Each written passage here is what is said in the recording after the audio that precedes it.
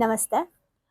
ತುಂಬ ಜನ black magic, ವಾಮಾಚಾರ, ಮಾಟ ಮಂತ್ರ ಇದ್ರ ಬಗ್ಗೆ ಕೇಳಿಕೊಂಡು ನಮ್ಮ ಕಂಪ್ನಿಗೆ ಕಾಲ್ ಮಾಡ್ತಾ ಇದ್ದೀರಾ. ಅದರಿಂದ ಯಾವ ರೀತಿ ನಾವು ಹೊರಗಡೆ ಬರಬೇಕು ಅಂತ ಖಂಡಿತ ಅದಕ್ಕೆ ಸಂಬಂಧಪಟ್ಟಂಗೆ ನೆಕ್ಸ್ಟ್ ನಾವು ಒಂದು ಪ್ರೋಗ್ರಾಮ್ ಮಾಡೋಣ. ನನ್ನ ತಲೆಯಲ್ಲಿ ಇರಲಿಲ್ಲ ಅದಕ್ಕೆ ಸಂಬಂಧಪಟ್ಟಂಗೆ ಒಂದು ವಿಡಿಯೋ ಮಾಡಬೇಕು ಅಂತ. ಬಟ್ ತುಂಬ ಕಾಲ್ಸ್ ಬಂದಿದ್ದರಿಂದ ಹೆಲ್ಪ್ ಆಗುತ್ತೆ ಅನ್ನೋದಾದರೆ ಮಾಡೋಣ ಅಂತ ಹೇಳಿ ಒಂದು ಸೆಷನ್ ಮಾಡ್ತಾ ಇದ್ದೀವಿ. ಬಟ್ ನನ್ನ ರಿಕ್ವೆಸ್ಟ್ ಏನಂದರೆ, ಯಾರು ನಮ್ಮ ಈ ಒಂದು ಕ್ಲಾಸಿಗೆ ಬರ್ತಾ ಇದ್ದೀರಾ, ನಮ್ಮ ಎಂಟೈರ್ ಭಾವನೆಗಳಿಗೊಂದು ಶಾಲೆ ಎಮೋಜಿಮ್ ಯಾವುದ್ರ ಮೇಲೆ ನಿಂತಿದೆ ಅಂದರೆ ಸೆಲ್ಫ್ ವರ್ಕೌಟ್ ಮೇಲೆ ನಿಂತಿದೆ. ನೀವು ಸ್ವಯಂ ಅದಕ್ಕೆ ಬೇಕಾದಂತಹ ಕೆಲವೊಂದು ಕೆಲಸಗಳನ್ನು ಮಾಡೋಕೆ ರೆಡಿ ಇದ್ದರೆ ಮಾತ್ರ ನಮ್ಮ ಬ್ಲ್ಯಾಕ್ ಮ್ಯಾಜಿಕ್ ಅಂದರೆ ಹೀಲಿಂಗ್, ಆಂತರಿಕ ಶಕ್ತಿ ಅಂತ ಏನಿದೆ ಅದಕ್ಕೆ ನೀವು ಬರ್ಬೋದು. ಖಂಡಿತ ನಾನು ಅದಕ್ಕೆ ಹೆಸರು ವಾಮಾಚಾರದಿಂದ ಹೊರಗೆ ಬನ್ನಿ ಅಂತೆಲ್ಲ ವಿಡಿಯೋ ಹಾಕ್ಬೋದಿತ್ತು. ನಂಗೆ ಅದು ಸರಿ ಅನಿಸ್ಲಿಲ್ಲ. ಆಂತರಿಕ ಶಕ್ತಿಯನ್ನು ಹೆಚ್ಚು ಮಾಡ್ಕೊಳ್ಳಿ ಅಂತ ಮಾಡ್ತಾ ಇದ್ದೀವಿ. ಆಂತರಿಕ ಶಕ್ತಿ ಅಂದರೆ ನಮ್ಮ ಒಳಗಡೆ ಇರುವಂತಹ ದೈವಿ ಶಕ್ತಿಯನ್ನು ಹೆಚ್ಚು ಮಾಡ್ಕೊಳ್ಳೋದು. ಯಾವ ರೀತಿ ನಾವು ದೈವಿ ಶಕ್ತಿಯನ್ನು ಹೆಚ್ಚು ಮಾಡ್ಕೊಬೇಕು, ನಮಗೆ ಬ್ಲ್ಯಾಕ್ ಮ್ಯಾಜಿಕ್ಕು ಅಥವಾ ಈವಿಲ್ ಐ ಆಗಿದೆಯಾ, ಯಾವ ಥರದ ಪ್ರಯೋಗಗಳಾಗಿದ್ದರೆ ನಮ್ಗೆ ಯಾವ ಥರದ ಅನುಭವಗಳಾಗ್ತಾ ಇರುತ್ತೆ, ಅಥವಾ ಬರೀ ನನ್ನ ಮೈಂಡ್ ಗೇಮ್ ಅದು, ಅಥವಾ ನಾನೇ ಅಂದ್ಕೊಂಡಿರೋದಾ, ನಾನೇ ಕ್ರಿಯೇಟ್ ಮಾಡ್ಕೊಂಡಿರೋದಾ ಅನ್ನೋದ್ರ ಬಗ್ಗೆನೂ ತಿಳ್ಕೊಳ್ತೀರಾ. ಅದರ ಜೊತೆಗೆ ನೀವಿಲ್ಲಿ ಸ್ವಯಂ ನೀವು ಹೇಗೆ ಇದನ್ನು ವರ್ಕೌಟ್ ಮಾಡಬೇಕು ಅನ್ನೋದನ್ನು ತಿಳ್ಕೊಳ್ತೀರಾ. ಅದೇ ಥರ ನಾವು ನಿಮಗೆ ಸಾಕಷ್ಟು ಮೆಥಡ್ಸ್ಗಳನ್ನು ಹೇಳ್ತೀವಿ.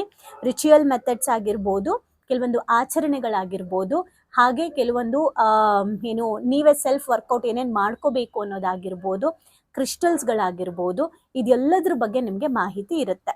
ಯಾರಿಗೆ ತುಂಬ ತುಂಬ ಡೀಪ್ ಆಗಿ ನಡೆದಿದೆ, ಹೌದು ಇವರದ್ದು ಎಕ್ಸ್ಪೀರಿಯನ್ಸ್ ಮಾಡಿದ್ದಾರೆ, ಬೇರೆಯವರಿಂದನೂ ಅದ್ರ ಬಗ್ಗೆ ತಿಳ್ಕೊಂಡೋದಕ್ಕೆ ಅವ್ರಿಗೆ ಕಷ್ಟ ಆಗ್ತಾ ಇದೆ ಅನ್ನೋರಿಗೆ ಮಾತ್ರನೇ ನಾವು ಕೆಲವೊಂದು ವೈಯಕ್ತಿಕ ಸಜೆಷನ್ಸ್ನ ಕೊಡ್ತೀವಿ. ಅದು ಅವ್ರಿಗೆ ಬಿಟ್ಟಿದ್ದು, ಅವ್ರು ಅದನ್ನು ಮಾಡ್ಕೊಳ್ಳೋದು ಬಿಡೋದು ಅದು ಅವ್ರಿಗೆ ಸಂಪೂರ್ಣವಾಗಿ ಬಿಟ್ಟಿದೆ. ಹಾಗಾಗಿ ನಮ್ಮ ಭಾವನೆಗಳಿಗೊಂದು ಶಾಲೆ ಎಮೋಜಿಮ್ಮಿಂದ ಏನು ಬರುತ್ತೆ ಅದೆಲ್ಲವೂ ಕೂಡ ನಿಮ್ಮ ಶಕ್ತಿಯನ್ನು ಹೆಚ್ಚು ಮಾಡ್ಕೊಳ್ಳೋಕ್ಕೆ, ದಟ್ ಮೀನ್ಸ್ ನೀವೇ ಸೆಲ್ಫ್ ಅವೇರ್ನೆಸ್ನ ಜಾಸ್ತಿ ಮಾಡ್ಕೊಳ್ಳೋಕ್ಕೆ, ದೈವಿ ಶಕ್ತಿಯನ್ನು ಹೆಚ್ಚು ಮಾಡ್ಕೊಳ್ಳೋಕ್ಕೆ, ಆಂತರಿಕ ಶಕ್ತಿಯನ್ನು ಹೆಚ್ಚು ಮಾಡ್ಕೊಳ್ಳೋಕ್ಕೆ ಮಾಡ್ತಾ ಇದ್ದೀವಿ.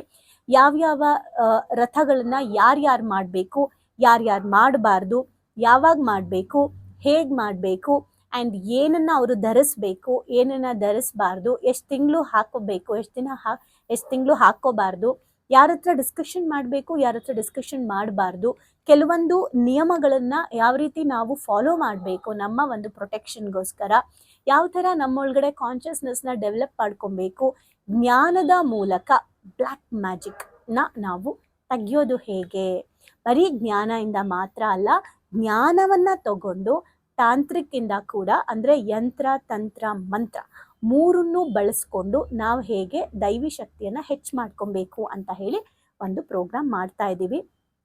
ವೈಯಕ್ತಿಕವಾಗಿ ನಾನು ಕೂಡ ಅದರಿಂದ ಸಫರ್ ಆಗಿ ಹೊರಗಡೆ ಬಂದಿರೋದೆ. ನಂಬಿಕೆನೇ ಇಲ್ಲದೆ ಇರೋ ನನಗೆ ಅದ್ರ ಬಗ್ಗೆ ನಂಬಿಕೆ ಬಂದಿದ್ದು ನನಗೆ ಅನುಭವ ಆದಮೇಲೆ. ಒಂದು ಎರಡನೇದು, ಹೆದರೋ ಅಗತ್ಯ ಖಂಡಿತ ಇಲ್ಲ. ಭಗವಂತ ಸದಾ ನಮ್ಮ ಜೊತೆಯಲ್ಲಿರ್ತಾನೆ. ನಾವು ಮಾಡುವಂತಹ ಕೆಲಸಗಳ ಮೇಲೆ ನಾವು ಫೋಕಸ್ ಮಾಡಬೇಕಾಗತ್ತೆ. ಅದನ್ನು ಯಾವ ಥರ ಮಾಡಬೇಕು ಅಂತ ನಾವು ತಿಳ್ಕೊಳ್ಳೋಣ. ಇದನ್ನು ಭಯದಿಂದನೋ ನಾವು ತಿಳ್ಕೊಳ್ಳೋದು ಬೇಡ. ಜ್ಞಾನಕ್ಕೋಸ್ಕರ, ಅವೇರ್ನೆಸ್ಗೋಸ್ಕರ, ರಿಯಲೈಸೇಷನ್ಗೋಸ್ಕರ ತಿಳ್ಕೊಳ್ಳೋಣ. ಬಟ್ ನೀವೇ ಜಾಸ್ತಿ ವರ್ಕೌಟ್ ಮಾಡಬೇಕಿರುತ್ತೆ. ಅದಕ್ಕೆಲ್ಲ ನೀವು ಧೈರ್ಯ ಮಾಡಿ, ಇಲ್ಲ ನೀವೇನು ಹೇಳ್ತೀರ ಅದನ್ನು ಫಾಲೋ ಮಾಡ್ತೀವಿ ಅನ್ನೋದಿದ್ರೆ ಬನ್ನಿ. ಇಲ್ಲ ಅಂದರೆ ದಯವಿಟ್ಟು ನಿಮ್ಮ ಸಮಯನ ವೇಸ್ಟ್ ಮಾಡ್ಕೊಬೇಡಿ, ನಿಮ್ಮ ಹಣನೂ ವೇಸ್ಟ್ ಮಾಡ್ಕೊಬೇಡಿ. ಆ್ಯಂಡ್ ಅಫ್ಕೋರ್ಸ್ ಇದಕ್ಕೆ ನಾವು ಇಟ್ಟಿರೋವಂತಹ ಕಾಸ್ಟ್ 777 ಈ ದುಡ್ಡು ನಿಮ್ಮ ಹೆಸರಲ್ಲಿ ಒಂದು ಸೇವೆಗೆ ನಾವು ಕೊಡ್ತೀವಿ. ಯಾಕಂದರೆ ಈ ಪ್ರೋಗ್ರಾಮ್ ನಾನು ಮಾಡಬೇಕಂತ ಅಂದ್ಕೊಂಡಿರಲಿಲ್ಲ.